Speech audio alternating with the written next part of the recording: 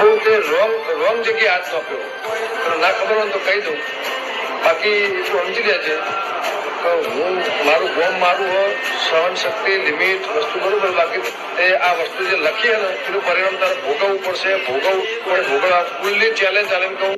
ગમરની સામે લડી એવા તો આપણે સહી જેવા તેવા સામે તો લડવું હું એમ.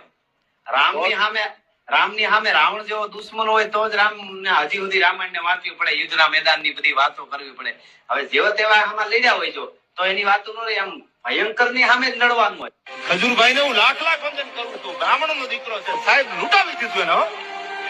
નીતિન જાની તમે જોતા હશો યુટ્યુબ ઉપર આપણે એના વિડીયો ખાલી દેખાવ ખાતર નહીં, ઘણા એમ કેતા દેખાડવાનું ન હોય, નહીં દેખાડવાની પાછળનું કાળું કઈક રીઝન છે કે બુવાજી બોલશે, દેવાજભાઈ ખવડે બોલશે કે કદાચ હાથી હતો ને, હાથી એ બજારમાં હાલ્યો જતો કૂતરા ભોંગવા માટે કરડવા માટે દોડ્યા, એટલે હાથીને કોકે પૂછ્યું કે તમારે કૂતરા કે જૂનો વાંધો ખરો? એ કે ના કૂતરા કાંઈ વાંધો નહીં, કે તો તમે બજારમાં નીકળો ના બધા કૂતરા ભેગા થઈને તમારી પીંડીઓ તોડવા તમને કડવા માટે શું કામ દોડે છે? ત્યારે હાથીએ બહુ સારો જવાબ આપ્યો, જીવનમાં ઉતાર્યા જેવો. એ કે અમારે શેઠે જમીન નથી કે પાડોશમાં મકાન નથી, પણ વાંધો એટલો છે હું જયારે મદનીયો હતો નાનો એવું ત્યારે અમે બધા એક શેરીમાં હારે રમતા હતા, પછી ભગવાનની કૃપાથી મોટો ગજરાજ બની ગયો, એ આ કૂતરા મારા બેટા સહન નથી કરી શકતા, બાકી કાંઈ વાંધો છે જ નહીં. આવે સમાજમાં એવું છે, તમે ઝીરો માંથી હીરો બનો ને ગજરાજ બનો એટલે આવા કૂતરા કેટલાય દોડતા જો, પણ કૂતરાને ભણવા દેવાના હાથી મસ્તી હાલ્યો જાય ભાઈ. ખજૂરભાઈ અને કીર્તિ પટેલનો વિવાદ હવે દિવસે ને દિવસે વકરી રહ્યો છે. આ બધાની વચ્ચે અનેક એવા લોકોના મોટા નિવેદનો સામે આવી રહ્યા છે, પરંતુ હવે આ બધાની વચ્ચે ગુજરાતના લોકગાયક કહેવાતા અને વિવાદમાં આવેલા દેવાયત ખવડ અને ગમન સાંથલની પણ એન્ટ્રી થઈ છે.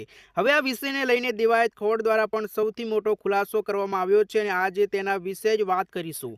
નમસ્કાર દર્શક મિત્રો, આપ જોઈ રહ્યા છો only for news YouTube channel પર પહેલી વાર આવ્યા હોય તો ચેનલને જરૂરથી સબસ્ક્રાઇબ કરી લેજો, જેથી કરીને તમને સચોટ અને સમયસર માહિતી મળતી રહે.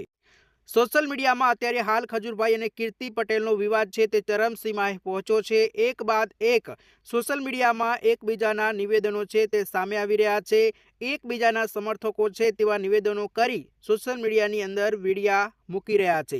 આની પહેલા આપણે જોયું કે ખજૂરભાઈ હવે સમાધાન માટેની વાત કરી રહ્યા છે, એટલે કે એક વિડીયો સોશિયલ મીડિયાની અંદર વાયરલ થયો હતો, તેમાં ખજૂરભાઈનો એક ક્લિપ વાયરલ થઈ રહી છે. તેમાં ખજૂરભાઈ જણાવી રહ્યા છે કે આ સમાધાન થઈ જાય તો સારી વાત છે. કીર્તિ પટેલે તેમને વળતરો પ્રહાર કરતા પણ એક વિડીયો વાયરલ કર્યો હતો, પરંતુ હવે આ બધાની વચ્ચે દેવાયત ખવડની એન્ટ્રી થઈ છે, સાથે ગમન સાંથલની પણ એન્ટ્રી થઈ તેવું કહી શકાય છે. દેવાયત ખવડ દ્વારા એક સૌથી મોટો ખુલાસો કરવામાં આવ્યો છે અને તે ખજૂરભાઈની વાહરે આવ્યા હોય તેવું લાગી રહ્યું છે.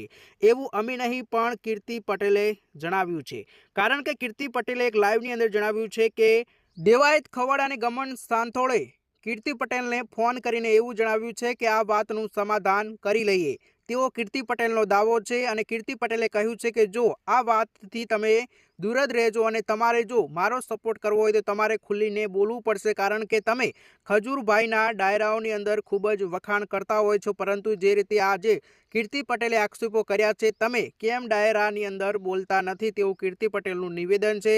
કીર્તિ પટેલે સાથે જણાવ્યું છે કે જો તમે ખુલ્લીને નહીં બોલો તો તમે જે મને કોલ કર્યા છે તેના રેકોર્ડિંગ અને તેમની પાસે પુરાવા છે, તે કહ્યું છે કે જો ટૂંક જ સમયની અંદર બોલવામાં નહીં આવે તો આ કોલ રેકોર્ડિંગ છે તે વાયરલ કરવામાં આવશે અને પછી તમે મને ફોન કરીને એવું ન કહેતા કે કીર્તિ પટેલ અને કીર્તિબહેન તમે કેમ આવું અમારી સાથે કર્યું, અમે તો ખાલી સમાધાનની વાત કરતા હતા. કીર્તિ પટેલને આ વાતમાં સમાધાનમાં મૂડ નથી તેવું પણ કીર્તિ પટેલે જણાવ્યું છે કે જો સાચો હોય તો સમાધાનની વાત નથી આવતી, સમાધાન ખોટા લોકો કરતા હોય છે તેવું કીર્તિ પટેલે જણાવ્યું છે. અને તમે હવે જુઓ કે કીર્તિ પટેલે પણ સંપૂર્ણ વિડીયાની અંદર ખજૂરભાઈનો બીજો જે એક વિડીયો વાયરલ થયો હતો તેના વિશે પણ ખુલાસા કર્યા છે, તે હવે સાંભળો.